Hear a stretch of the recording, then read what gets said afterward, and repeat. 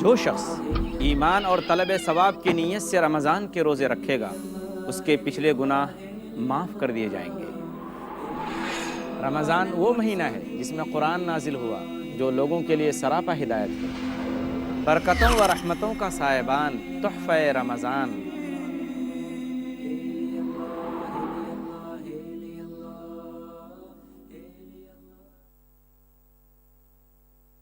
الحمدللہ رب العالمین والصلاة والسلام علی خاتم الانبیاء والمرسلین محمد وآلہ وصحبہ اجمعین، اما بعد رب اشرح لی صدری ویسر لی امری واحلل عقدۃ من لسانی یفقہوا قولی۔ ناظرین کرام، تحفہ رمضان کی اس نشست میں آپ کا پھر سے استقبال ہے۔ السلام علیکم ورحمۃ اللہ وبرکاتہ۔ آج کی دوسری نشست میں آپ کو ہم بتائیں گے کیا ہے فرق اسلام اور دوسرے مذاہب کے روزوں میں۔ ناظرین کرام، اللہ تبارک و تعالیٰ نے دوسری جو عبادت ہم پر فرض کی ہے وہ ہے روزہ۔ پچھلی جتنی بھی شریعتیں گزر چکی ہیں ان میں روزہ کسی بھی اعتبار سے ضرور فرض رہا ہے۔ وہ تمام شریعتیں اور امتیں مسلمانوں کی طرح روزے رکھتی تھیں، البتہ روزے کے احکام، روزے کی مدت اور روزے کے زمانوں میں شریعتوں کے درمیان فرق رہا ہے۔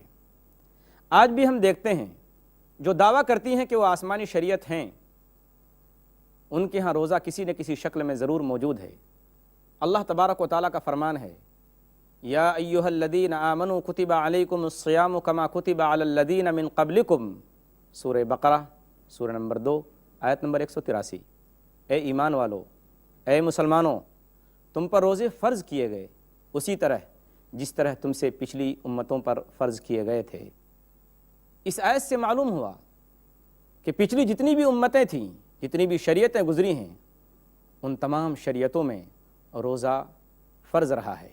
ہم دوسرے مذہبوں کی کتابوں میں، ان کی جو مذہبی کتابیں ہیں، ہم ان کا مطالعہ کرتے ہیں اور دیکھتے ہیں کہ ان میں اتنی تحریف اور تبدیلی کے باوجود آج بھی روزے کا ذکر کسی نہ کسی حیثیت سے موجود ہے۔ سب سے پہلے یہودیوں کے اندر ہم روزے کی حقیقت کو تلاش کرتے ہیں۔ پرانا عہد نامہ بائبل کے اندر ہم کو روزے کا ذکر اس طرح سے ملتا ہے، اور عاشر کے قبیلے میں سے حناہ نام فنوئیل کی بیٹی ایک نبیہ تھی، وہ بہت عمر رسیدہ تھی۔ اس نے اپنے کنوارپن کے بعد 7 برس ایک شوہر کے ساتھ گزارے تھے۔ وہ 84 برس سے بیوہ تھی۔ وہ ہیکل سے جدا نہ ہوتی تھی بلکہ رات دن روزوں اور دعاؤں کے ساتھ عبادت کیا کرتی تھی۔ لوقا کی انجیل باب 3 ورس 36 اور 37۔ دوسری جگہ جب وہ خداوند کی عبادت کر رہے اور روزے رکھ رہے تھے، تب انہوں نے روزہ رکھ کر اور دعا کر کے اور ان پر ہاتھ رکھ کر انہیں رخصت کیا۔ اعمال باب 13 ورس نمبر 2۔ ناظرین کرام، یہ ہے وہ یہودی مذہب کی کتاب جس کے اندر روزے کا تذکرہ ہم کو ملتا ہے۔ یہودیوں کے نزدیک روزہ ماتم، غم، افسوس اور تکلیف کی علامت تھا۔ ان کے نزدیک روزے کی حیثیت ایک غم کی تھی، ایک مصیبت کی چیز کی تھی۔ ان کے ہاں روزے مختلف شکلوں میں ہم کو ملتے ہیں۔ کچھ روزے علاقائی ہیں کہ خاص علاقے کے رہنے والے ان روزوں کو رکھتے ہیں۔ یہودی اس وقت بھی روزہ رکھتے جب وہ سمجھتے کہ اللہ ان سے ناراض ہے، یا ان کے اوپر کوئی وبا آنے والی ہے، کوئی مصیبت یا قحط سالی آنے والی ہے۔ ان تمام موقعوں پر یہودی روزہ رکھا کرتے تھے، اور اس وقت بھی یہودی روزہ رکھتے جب کوئی کاہن یا نجومی کسی الہام یا نبوت کی تیاری شروع کرتا، اور اسی طریقے سے یہودی اس وقت بھی روزہ رکھتے جب ان کا کوئی بادشاہ کسی مہم پر جاتا، کسی ملک کو فتح کرنے کے لیے جاتا یا کسی علاقے کا دورہ کرتا۔ اسی کے ساتھ ساتھ ہر یہودی گروپ کا الگ الگ روزہ ہے۔ ہمیں یہودیوں میں یہ بات بھی نظر آتی ہے کہ یہودی لوگ، ان کے جو علماء ہیں، ان کے جو پیشوا اور مقتدی ہیں، وہ ان کے اوپر، اپنی عوام پر وقتاً فوقتاً، گاہے بگاہے روزے فرض کرتے تھے۔ جب وہ سمجھتے کہ ملک کے اوپر کوئی وبا یا مصیبت یا قحط سالی آ رہی ہے، تو ان کے جو رہنما تھے وہ اپنی عوام کو روزہ رکھنے کا حکم دیتے، اور اس وقت ان کی عوام روزہ رکھتی تھی۔ جیسا کہ میں نے عرض کیا، یہودیوں کے نزدیک روزہ ایک غم اور ماتم اور سوگ کی چیز تھی۔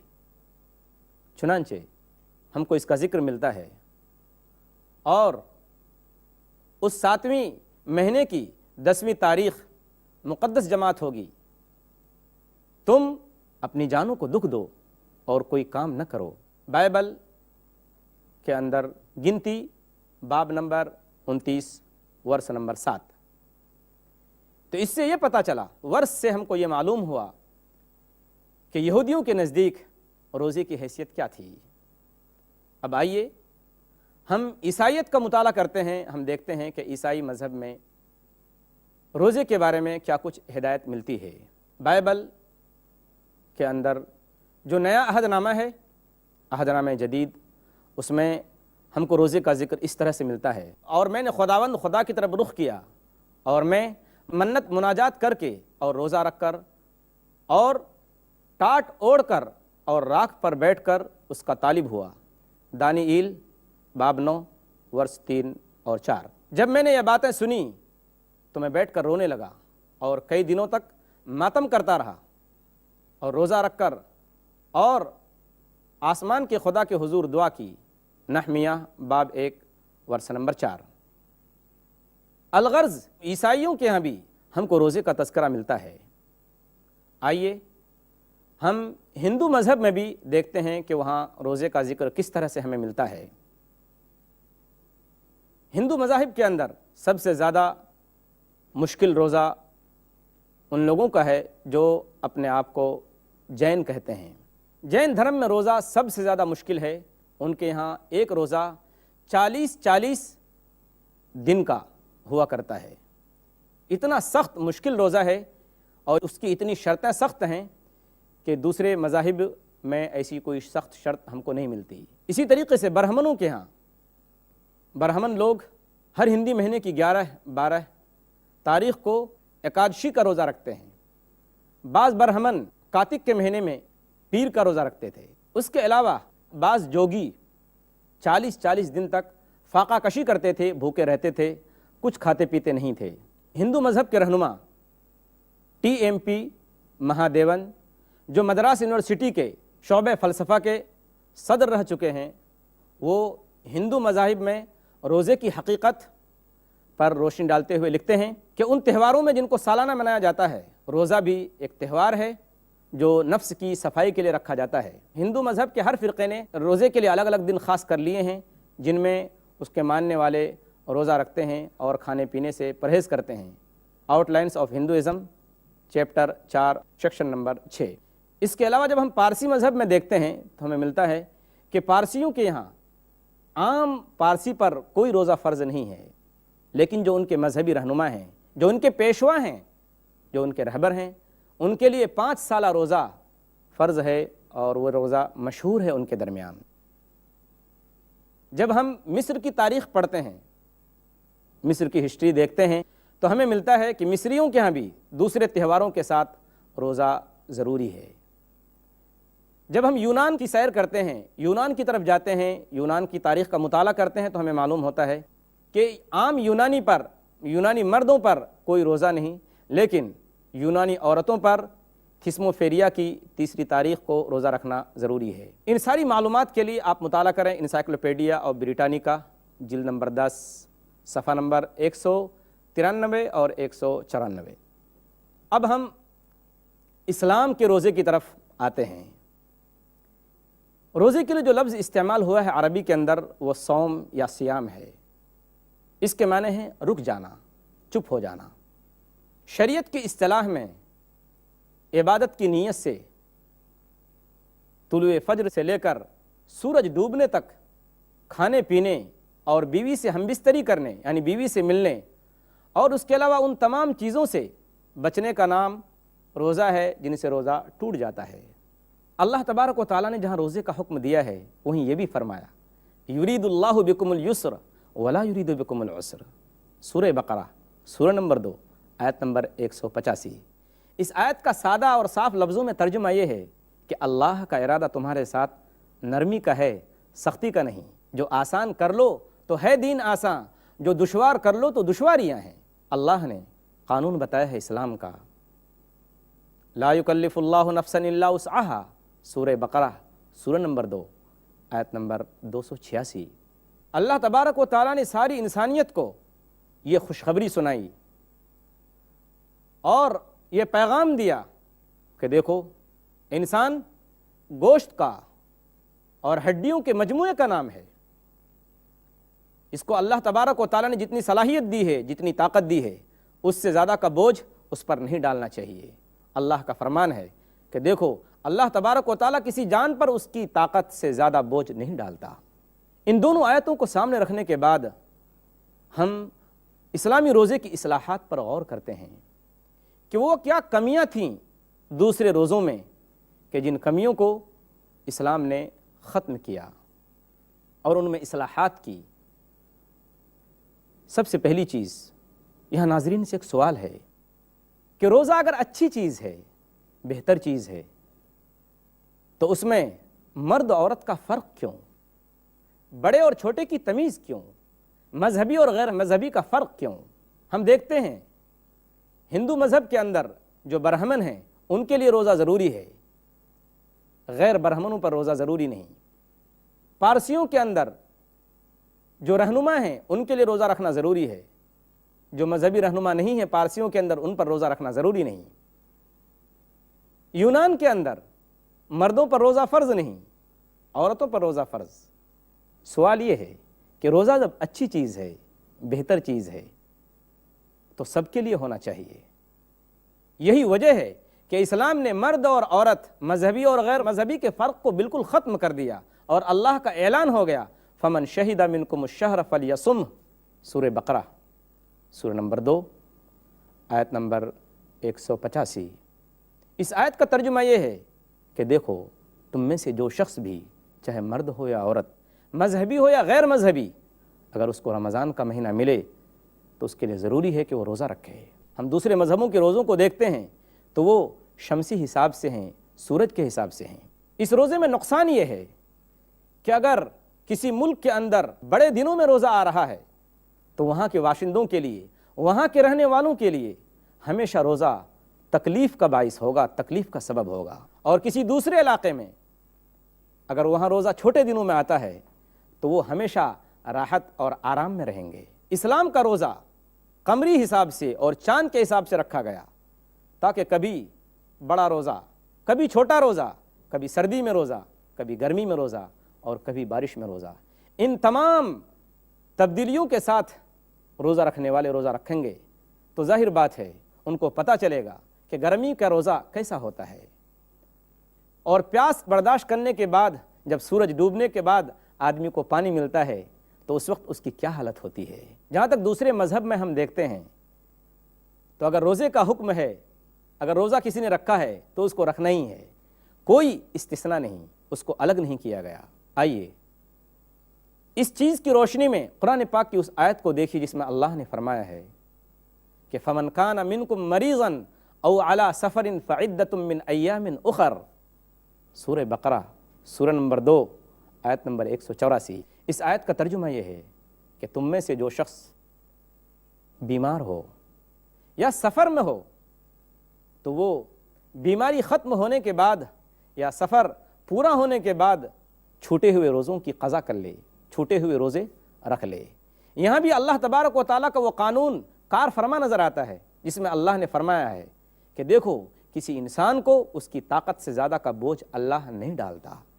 ایک آدمی بیمار ہے یا ایک آدمی سفر میں ہے، وہ پریشانی میں ہے، اگر اس کے اوپر روزے کی ذمہ داری ڈالی جائے تو ظاہر بات ہے اس کی تکلیف میں اضافہ ہوگا، اس کی جان کو خطرہ ہوگا۔ اللہ نے یہ پابندی اٹھا لی اس بیمار پر سے جو بیماری میں ہے، اس مسافر پر سے جو سفر میں ہے۔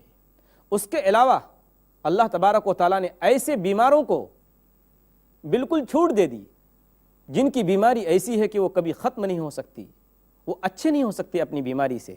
اللہ نے اسی آیت میں آگے صاف صاف اعلان فرمایا وَعَلَى الَّذِينَ يُطِيقُونَهُ فِدْيَةٌ طَعَامُ مِسْكِينٍ، اور جو لوگ ایسے بیمار ہیں یا ایسے بوڑھے ہیں جو روزہ رکھنے کی طاقت نہیں رکھتے، وہ مشکل ہی سے روزہ رکھ سکتے ہیں، ان کی جان کو خطرہ ہے، اللہ نے پابندی اٹھا لی کہ دیکھو روزہ مت رکھو، روزہ رکھ کر اپنی جان کو ہلاکت اور تکلیف اور تباہی میں مت ڈالو۔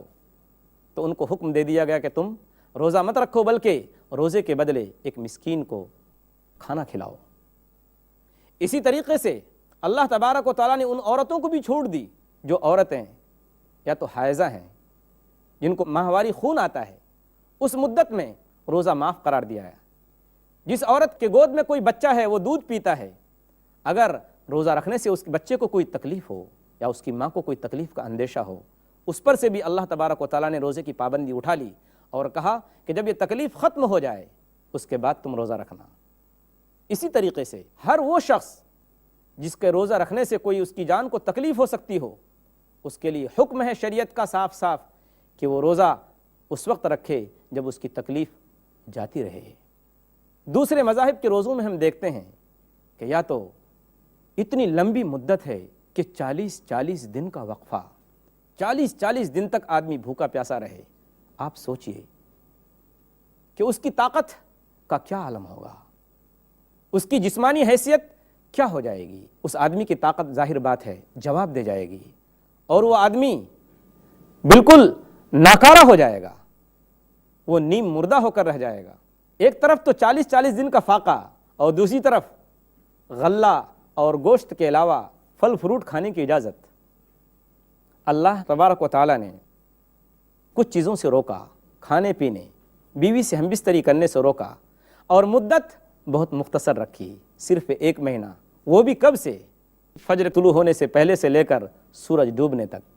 ثم اتموا الصیام الی اللیل، پھر تم روزہ پورا کرو رات تک، سورج ڈوبنے تک۔ اس میں بھی اللہ تبارک و تعالیٰ نے انسان کے لیے آسانی رکھی، سہولت رکھی۔ روزے کو جو مشکل تھا اس کو اللہ تبارک و تعالیٰ نے انتہائی آسان کر دیا۔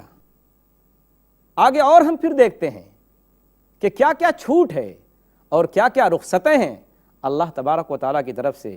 انسانی جان کا کتنا خیال کیا گیا ہے اسلام مذہب کے اندر کہ کسی بھی اعتبار سے اس کو تکلیف نہ ہو، اس کو تنگی نہ ہو، اس کو پریشانی نہ ہو، وہ اپنے اندر کوئی تکلیف محسوس نہ کرے۔